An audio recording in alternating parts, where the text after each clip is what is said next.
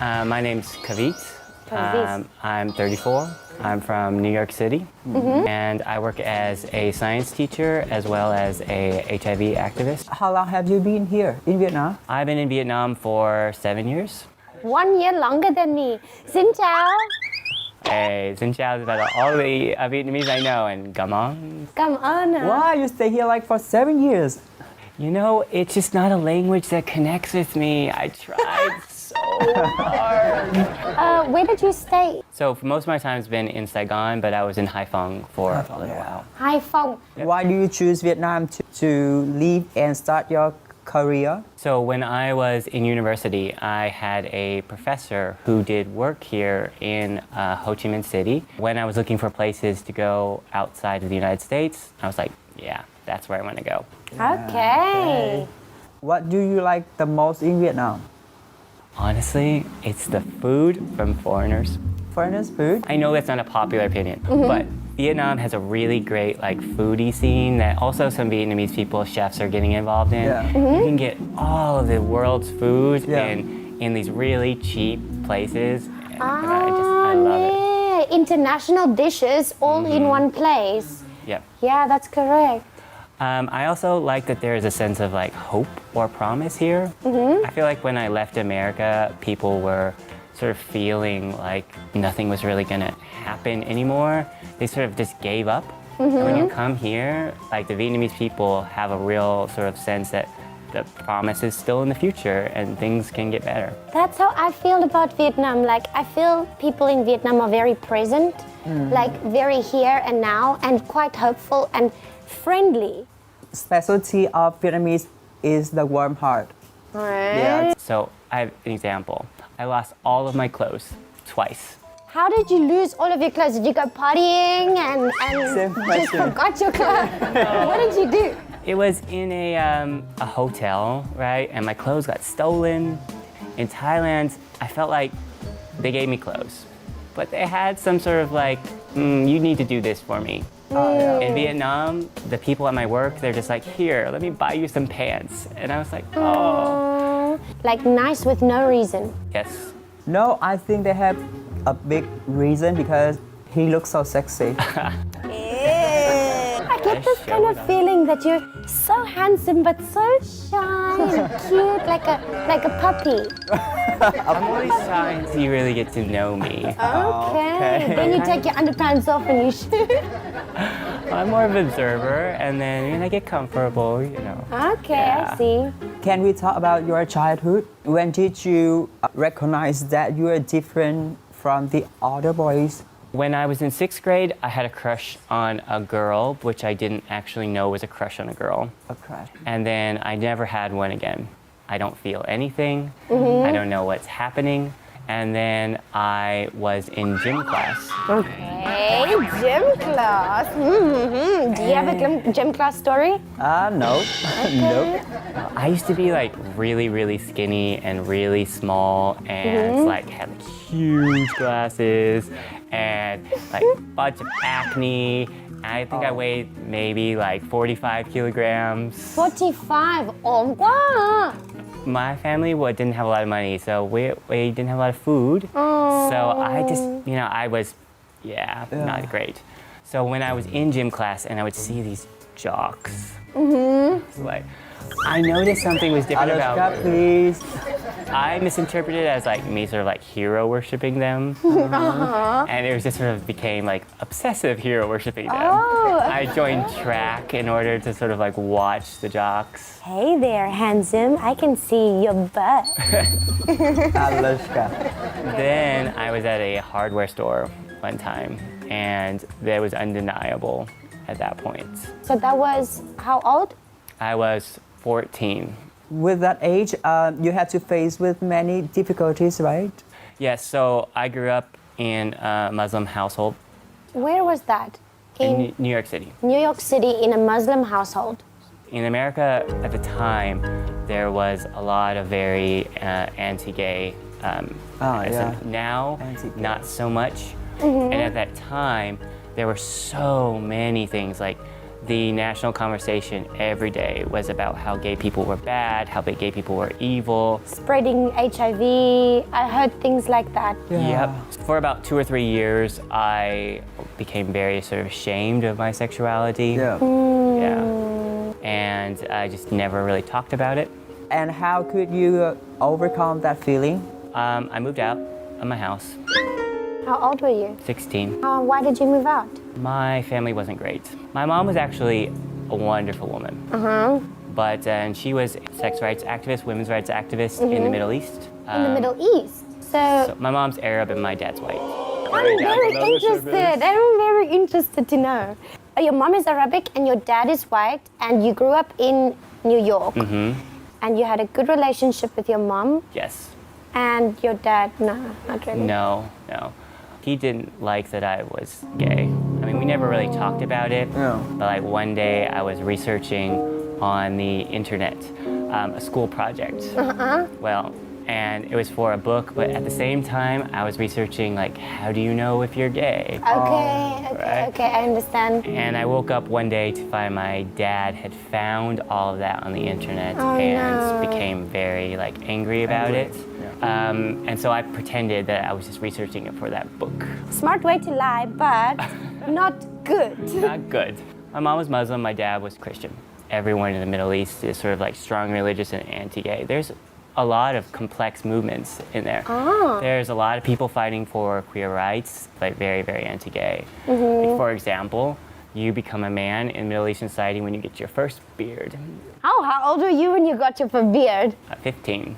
Whoa! 15 when he got a beard.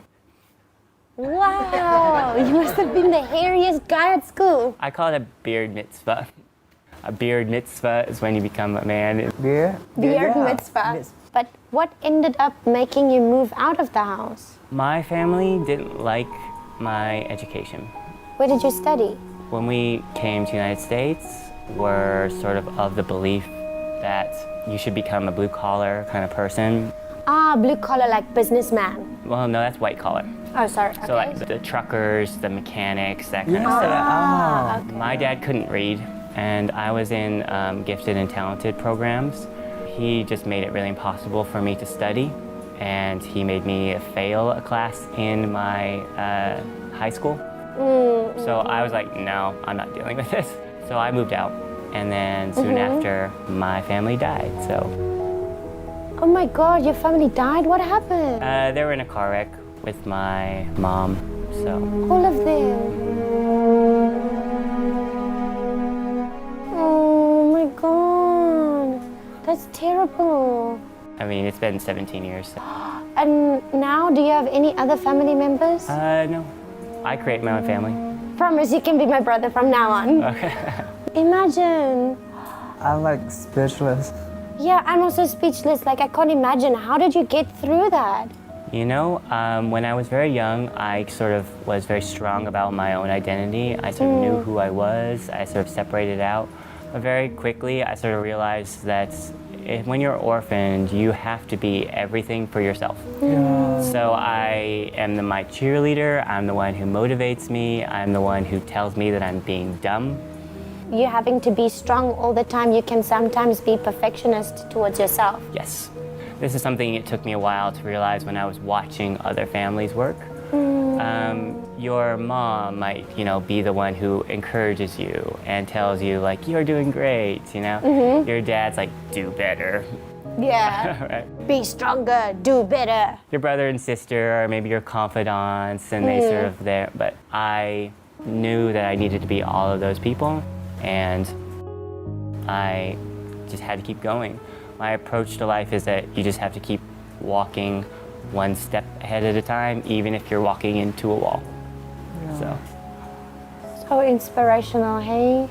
You should be very proud of yourself.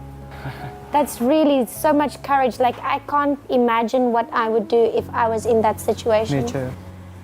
And then what happened? Where did you go? I lived with a Saudi businessman in his closet.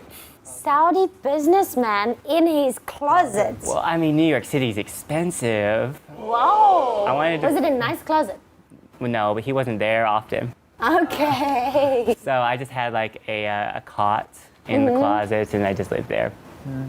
When life is so hard to you, do you have any close friend or Oh yeah. to share it? Yeah, my friends are my family. Sometimes I don't think they know that.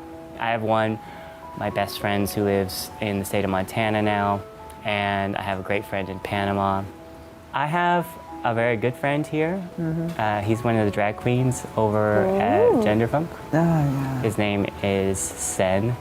I have some people who I trust and love. Friends everywhere, hey? You're an international citizen. Yeah. Yeah, I think I come across very intimidating to a lot of people or slightly scary. Yeah. Well, then, so I don't know if it's my physical thing, but my face is often reading like, I'm gonna kill you. Inside, I'm like, everything is great and wonderful. Yeah. I think it comes across often as closed off. Yeah, so like when I'm at a bar where nobody ever talks to me out there. Oh, you better go talk to him when he's at the bar. I don't like to go to the bar actually. Have you ever approached a guy at the bar? Not yet. Wait, Why? Because I don't want to do that like that much. You want to be approached. Not really. So you never flirt with people, but you don't really want them to flirt with you either. Actually, yeah. So what? How does that work? why? I live in a traditional house and I don't like to go out to make friends or flirting. Solitude kind of many guy. times. Yeah. Would you say Kind that of. you're solitude? I like my alone time. Yeah, I'm definitely more of an introverted person, you know? So you usually, if you're gonna engage me, you're gonna wanna do it on some deeper topics, which is hard in a bar, yeah? I mean, I get that. Yeah.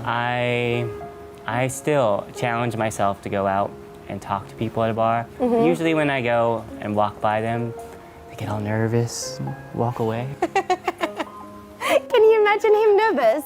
Not, You're so handsome. well, I mean, I can't be nervous at a bar. It's not my normal like setting. Like a couple like small things are, right? If you want to talk to me at a bar, you have to go up and talk to me. Okay. I'm not the best at this.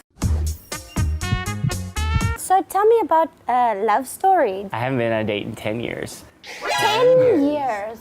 I've had a couple boyfriends in my life. Yeah. I actually DJ'd my ex's wedding in Mumbai. What songs did you play? Well, I do music journalism, and he really liked my music tastes. Okay. And I actually introduced him and his husband. Holy moly. So were you broken up at the time when you introduced him to the new husband? Oh, Or- yeah. And they are very good together. So they invited me to their wedding to give a speech and to DJ, and it was really nice. A lot of us still have to go through sort of the high school love that straight people go through. Ooh, high school love. You know, that's sort Yeah. of overly dramatic, like everyone is sort of like, oh, it's my first love, it's the biggest thing in the world, I'm never gonna fall in love again, oh my God, Ever what's gonna together, happen? you and me, nobody Yes. else, Bonnie and Clyde. Yeah, and so in that there's a lot of jealousy and there's a lot of like hurt feelings. They don't quite know how to sort of deal with the relationship in that way. But for me, like I've never been jealous. I think that by losing people in my life, I know that I'm just glad to have them around. Like no matter what. The best date I was ever on was, well, most people would consider this a terrible date. I thought it was amazing. So we were supposed to go out to a bar, and he's a graduate student, and Yeah. I was a university student taking. Here in Vietnam? No, in Seattle, where I went to Seattle. university. And he's like, "Oh yeah, we're gonna go out to a bar," and when he picked me up in his car, he's like, "Actually, the Canadian election returns are on tonight. Can we go watch that?" And I was like, "Yes." Yes, please. I had known nothing about the Canadian election system, and he sat down there and explained it to me, and I was like, oh my God, I'm so enamored right now. He made me some food. When I didn't understand something, he showed me a documentary, and I was like, this is amazing. But it was just sort of on the topics that I like. We sort of both had that topics, that same sort of passions, and that sort of building and adding on each other. Yeah. And then you dated? Well, then he actually had to go do some research in France, and I never saw him again.